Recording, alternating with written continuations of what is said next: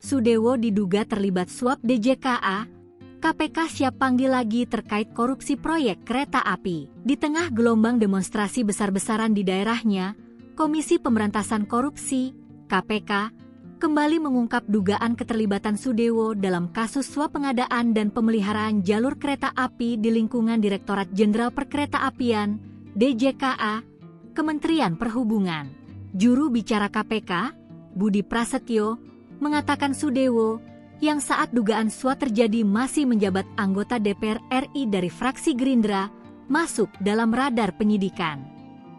Budi menegaskan, penyidik membuka peluang untuk memanggil kembali Sudewo sebagai saksi jika diperlukan.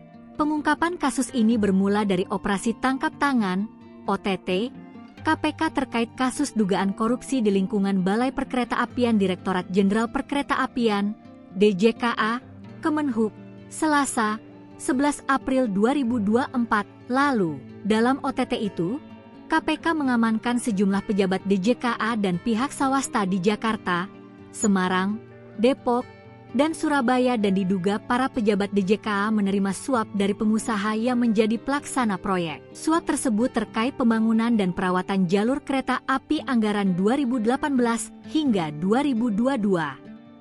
Sebanyak 13 orang telah ditetapkan sebagai tersangka kasus ini. Tersangka terdiri atas 10 orang aparatur sipil negara, ASN, di lingkungan Kemenhub, 2 korporasi, dan 1 swasta.